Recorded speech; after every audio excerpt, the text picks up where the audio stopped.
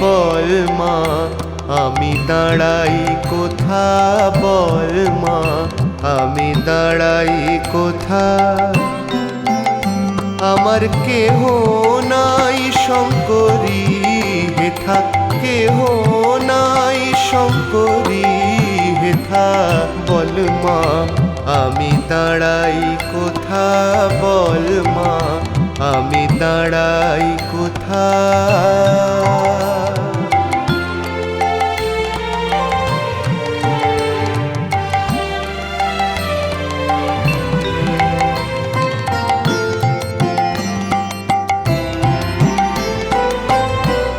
মার সোহাগে বাপের আদর এ দৃষ্টান্ত যথা তথা। মার সোহাগে বাপের আদর এ দৃষ্টান্ত যথা তথা।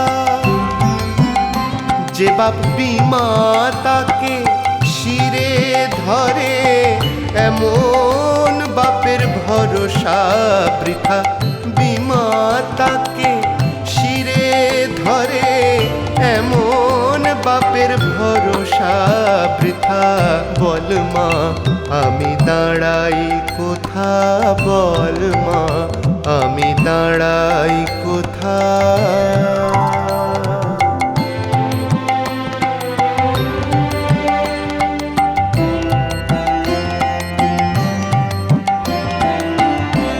তুমি না করিলে কৃপা যাব কি বিমাতা যথা।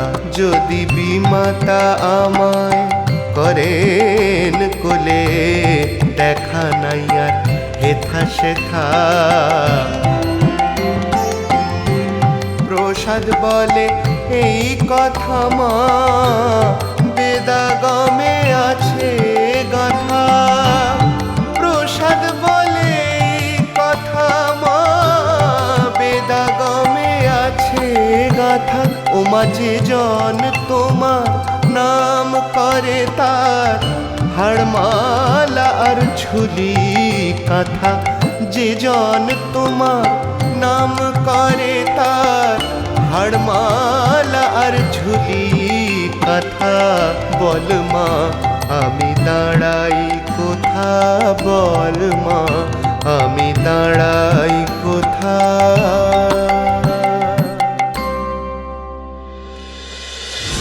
কালী কালী পাপহারি মারে।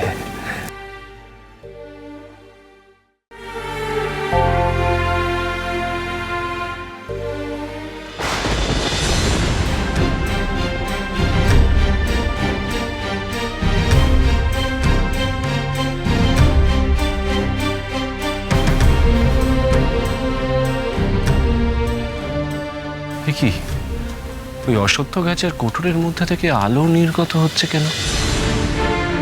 কি আছে ওর মধ্যে? সেই ছোটবেলায় যেমন সাপের মণির গল্প শুনতাম সেরকম কিছু?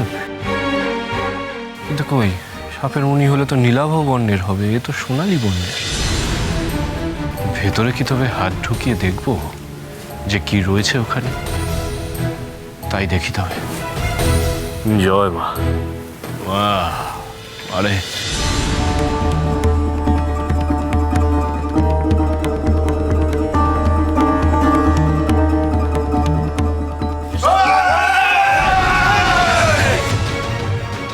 তোমরা কারা? আমাকে ধরে কোনো লাভ নেই গো, আমি গরিব মাতৃ সাধক।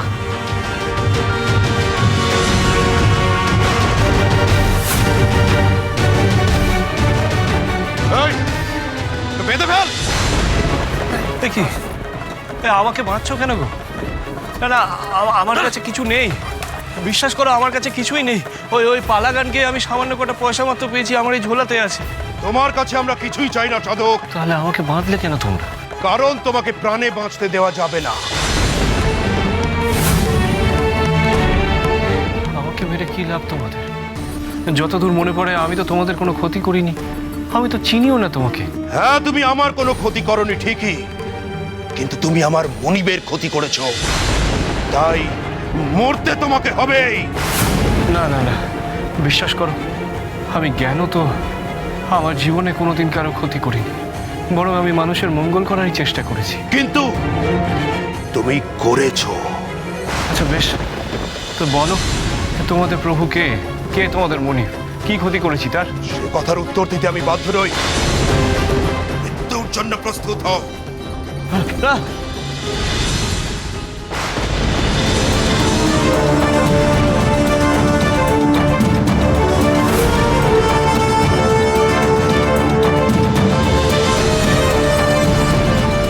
রানীমা। হ্যাঁ ঠাকুর, আপনাকে মারতেই দস্যুদের ওই দেবী প্রসাদ পাঠিয়েছে। দেবী প্রসাদ? খবর পাওয়া মাত্রই আমরা ছুটে এসেছি।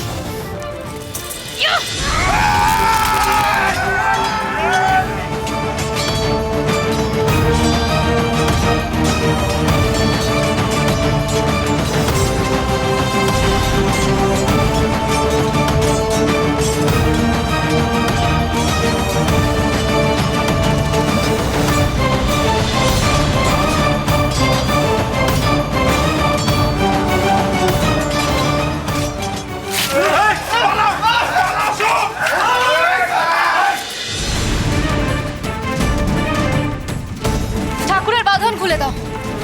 ঠাকুর, আপনি ঠিক আছেন তো? হ্যাঁ রানীমা।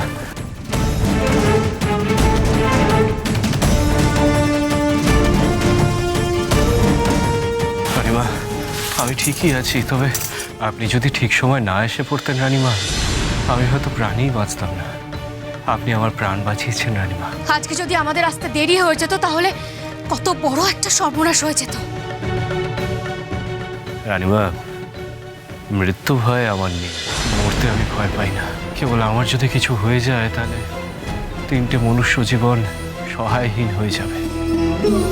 আমার স্ত্রী সর্বাণী এবং আমার 2 সন্তান, ওদের যে আমি ছাড়া আপন বলতে কেউ নেই রানীমা। আমি আপনার কাছে চিরঋণী হয়ে থাকবো। না ঠাকুর, বরং আমি আপনার কাছে ঋণী হয়ে আছি। আপনি যদি না থাকতেন তাহলে হয়তো আমি আর আমার স্বামী কোনো দিনও আমাদের হারানো সম্মান ফিরে পেতাম না। আপনি না থাকলে হয়তো আমার প্রজারা দিনের পর দিন অত্যাচারিত হতে হতে শেষ হয়ে যেত। আপনাকে রক্ষা করাটা আমার কর্তব্য ঠাকুর।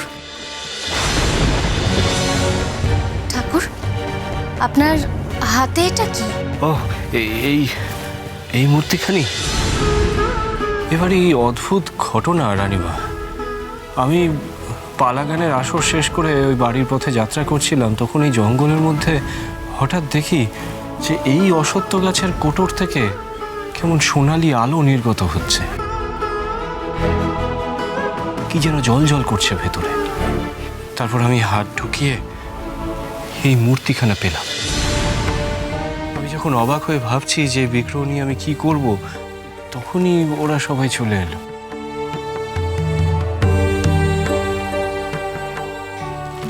বিগ্রহখানি তো ভারী অপূর্ব। এই বিগ্রহ যখন আপনি পেয়েছেন তখন আপনার কাছেই রাখুন। আমার কাছে রাখবো? হ্যাঁ ঠাকুর, এবার চলুন। সর্বাণী আপনাকে নিয়ে বড় দুশ্চিন্তায় আছে।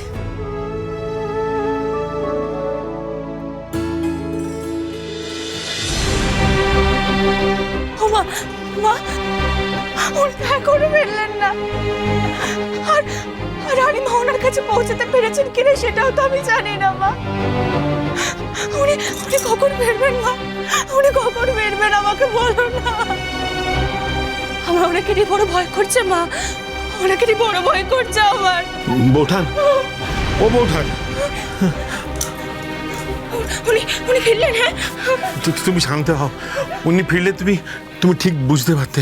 কিন্তু আমার খুব চিন্তা হচ্ছে বৌঠান, আমার খুব চিন্তা হচ্ছে। ঘরের মধ্যে এরকম হাত পা গুটিয়ে বসে থাকাটা উচিত না। আমি বলি কি আমরা বরং একটু এগিয়ে দেখি না? কিন্তু কিন্তু রানীমা তো গেছেন।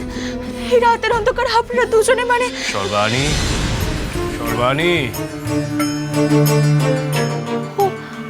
ওনার গলা না? আমি আমি কি ঠিক শুনলাম? দাঁড়া, আমি দেখছি। ওমা, এই তো রামপ্রসাদ। বৌঠান, কি রেছে গো? আপনি আপনি ঠিক আছেন তো? আপনার কিছু হয়নি তো? নিশ্চিন্ত থাকুন সর্বাণী, আমার কিচ্ছু হয়নি, আমি ভালো আছি। আর রানীমা কোথায়? কোথায়? রানীমার সঙ্গে আপনার দেখা হয়েছিল? রানীমাই আমাকে রক্ষা করেছেন, সেসব না হয় পরে বলবো ক্ষণ। আগে এইটা দেখুন দেখি, এই মূর্তিখানা।